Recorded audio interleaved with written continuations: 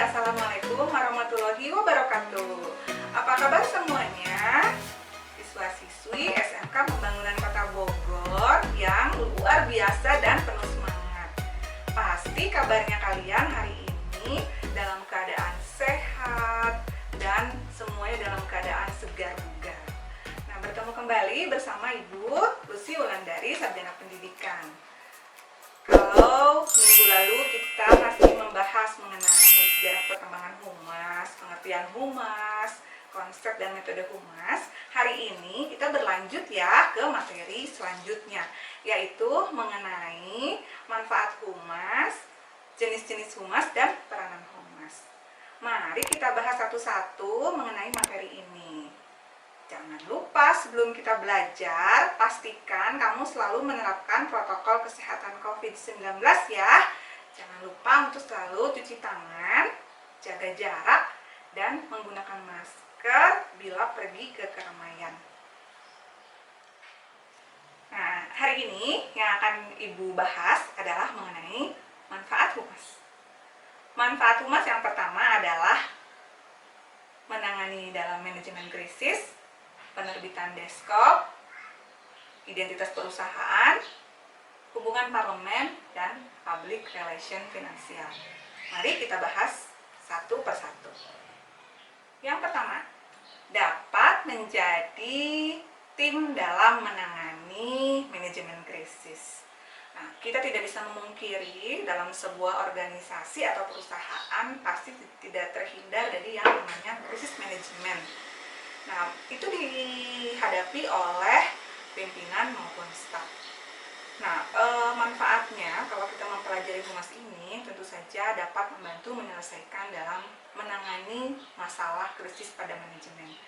Kemudian yang kedua adalah dapat menjadi operator dalam penerbitan deskop.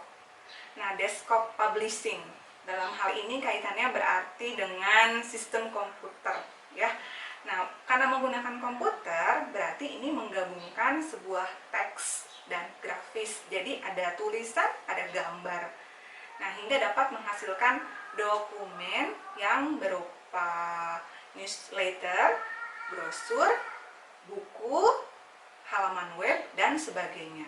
Jadi dengan adanya humas penerbitan deskop ini dalam suatu organisasi akan berjalan dengan lancar ya, karena organisasi atau perusahaan zaman sekarang itu lebih membutuhkan adanya operator komputer atau dinamakan dengan help desk. Nah, dengan belajar humas ini erat kaitannya dengan adanya estimasi untuk kegiatan publisitas. Biasanya berkaitan atau berkenaan dengan press conference dan sebagainya. Nanti kita bahas lebih lanjut di materi selanjutnya ya. Kemudian yang selanjutnya adalah dapat menjadi pembuat identitas perusahaan. Nah, biasanya sebuah perusahaan itu punya identitas sendiri, yaitu berupa misalnya company profile.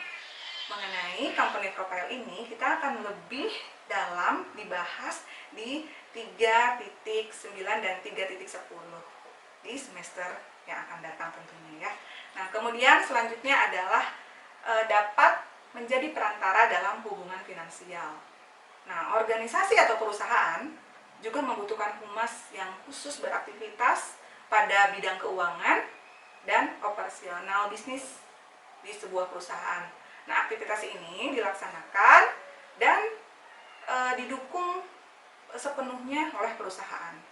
Jadi perusahaan juga mencari klien untuk ikut berperan serta misalnya di bursa saham ya.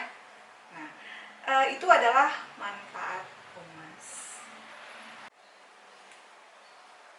Kita beralih ke macam-macam humas. Jadi dalam humas itu ada dua pengguna publik ya. Yang pertama adalah publik internal dan publik eksternal. Ini harus kalian garis bawahi dan amat sangat perlu diketahui, penting sekali agar kamu dapat membedakannya. Nah, yang pertama adalah publik internal. Nah, jenis ini misalnya publik internal primer dan publik internal sekunder. Contohnya apa? Dalam publik internal primer misalnya karyawan, pimpinan di perusahaan atau organisasi tersebut. Kalau publik internal sekunder adalah instansi lain yang perannya tidak lebih penting, seperti misalnya keluarga karyawan atau keluarga karyawan dari instansi lain yang bersangkutan. Makanya kan kamu pernah mendengar adanya family gathering, employee gathering. Nah, mereka biasanya membawa serta keluarganya dalam sebuah pertemuan, dan itu memang diperuntukkan ada manfaatnya tersendiri ya dalam sebuah organisasi atau perusahaan dalam rangka menjamin kelangsungan sebuah humas dalam perusahaan tersebut. Ya, kegiatan publik internal misalnya itu menyampaikan informasi melalui papan pengumuman di perusahaan. Itu termasuk seperti pengumuman akan ada kegiatan-kegiatan di perusahaan, kemudian hasil-hasil yang sudah dicapai dalam kurun waktu beberapa bulan di tahun tersebut, karena itu perlu dipublikasikan ya kepada karyawan ataupun nanti kepada orang-orang yang membutuhkan informasi tersebut. Nah, kita bahas mengenai fungsi humas. Yang pertama adalah sebagai pusat informasi. Nah, humas dalam suatu organisasi atau perusahaan difungsikan sebagai pusat informasi. Hal ini dalam pelaksanaan humas di sebuah organisasi atau perusahaan, kegiatan menyampaikan informasi atau aspirasi dari dan kepada pimpinan serta publik menjadi kegiatan yang harus dilakukan oleh humas. Dalam rangka tersebut, proses komunikasi dua arah diharapkan dapat menjadi proses adanya sebuah pertukaran informasi baik bagi pimpinan maupun publik. Nah, fungsi humas sebagai pusat informasi tersebut dapat dibagi menjadi dua, yaitu fungsi internal dan eksternal. Ya, baiklah.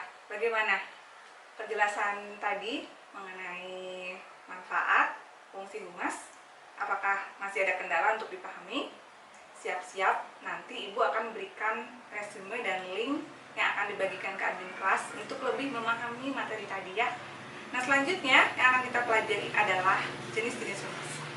Jenis humas yang pertama adalah humas pemerintah, humas industri bisnis, humas penegak hukum, humas profesi, humas organisasi sukarela, dan yang terakhir adalah humas organisasi internasional.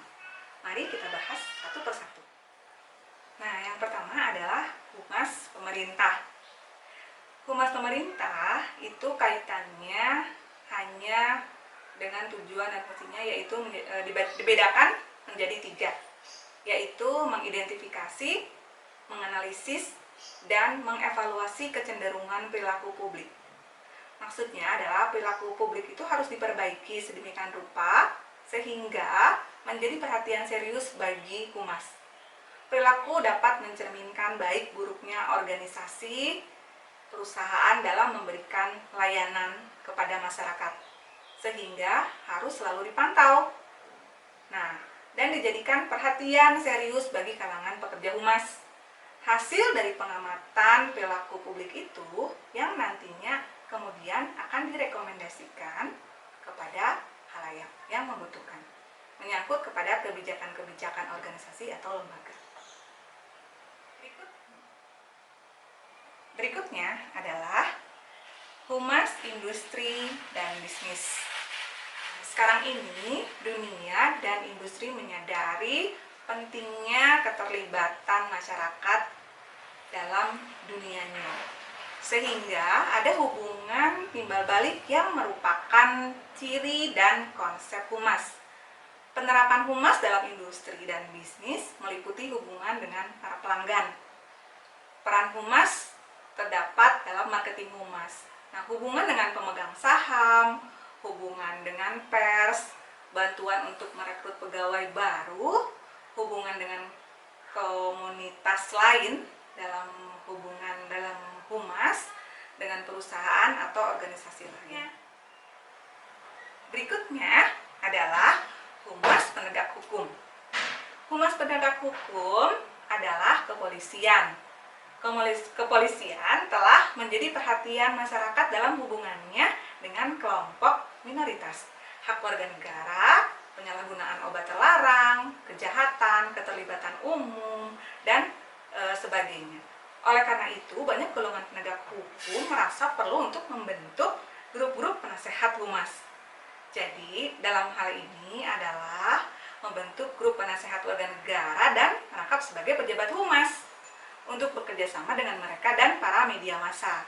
Penegak hukum harus tanggap terhadap kepentingan publik sedemikian rupa sehingga mereka merasa terlayani. Berikutnya adalah humas profesi. Tujuan penerapan profesi adalah mendapat pengakuan dan publikasi tentang apa yang telah mereka lakukan bagi kepentingan umum. Bentuk yang biasa ditemukan adalah melalui kampanye kesehatan. Contohnya adalah kampanye kesehatan dalam menangani wabah pandemi COVID-19. Begitu gencarnya itu dilakukan di mana-mana. Ya, itu termasuk humas profesi ya. Nah, misalnya juga contoh lain adalah kampanye sadar hukum atau mass information.